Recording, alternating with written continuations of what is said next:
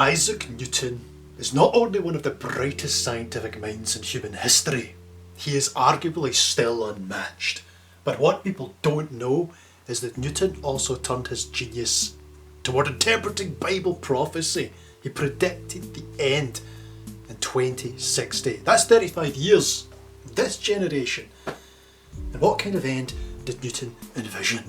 And should we take the prophetic interpretations of Earth's greatest scientists seriously? Join me as we explore these questions and more on Prophetic Perspectives.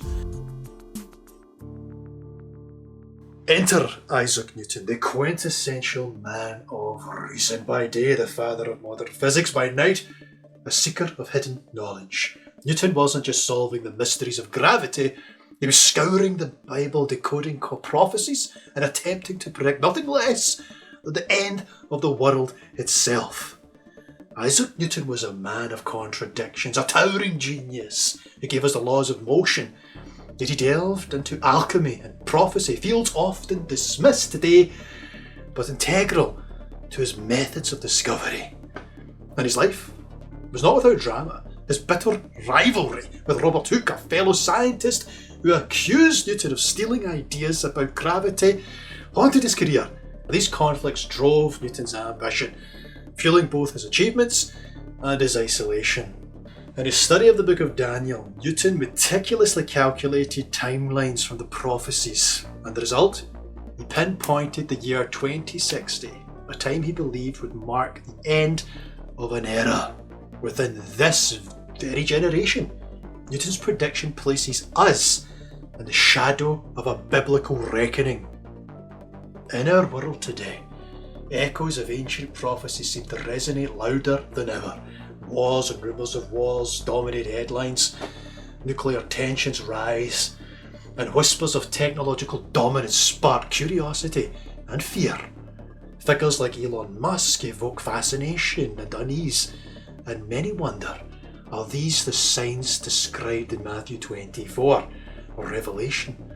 The times feel precarious, perhaps even apocalyptic.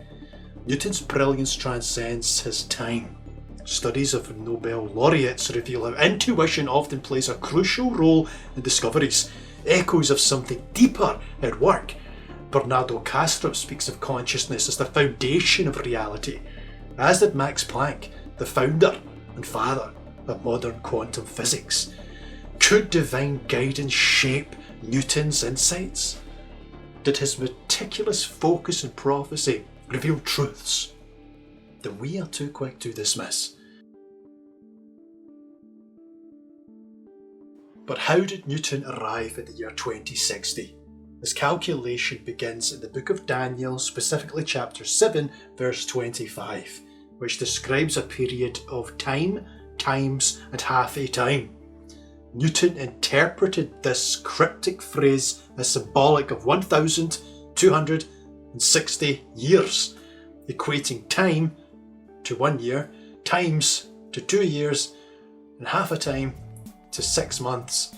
We see this reinforced in Revelation 26 and Revelation 12:14, where 1,260 days are mentioned, symbolising years in the prophetic language of apocalyptic literature. Newton then looked for a starting point, an event that marked the rise of power against the saints, which he equated with the Holy Roman Empire. For Newton, the coronation of Charlemagne as the first Holy Roman Empire stood out as a pivotal moment. This event represented the entanglement of church and state power, a union that he believed began a countdown of God's ultimate judgment. Charlemagne's rise wasn't just political, it was spiritual, representing a shift in the balance of authority and the fulfillment of Daniel's visions of kingdoms that would rise and fall before God's kingdom is fully established.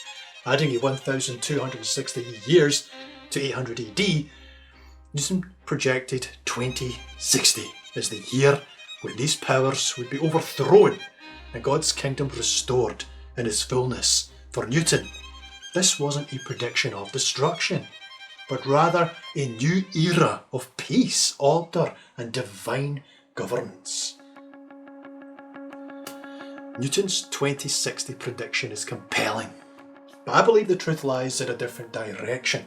The 70 weeks of Daniel's prophecy, 490 years, culminate in the 1st century, not the 21st. The final week marks Christ's ministry and the destruction of Jerusalem, fulfilling the covenant promises. Newton, for all of his genius, didn't have the resources we have today. Centuries of scholarship, digital libraries, theological insights. This doesn't diminish his brilliance, rather it invites us to use the same tools of curiosity and reason to pursue truth, even if it's unfashionable. Like Preterism. Doomsday predictions have captivated humanity for centuries, from ancient prophecies to modern blockbusters. Theme is unchanging.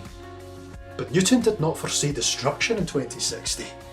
He envisioned renewal, a time when corruption would end and divine peace would reign.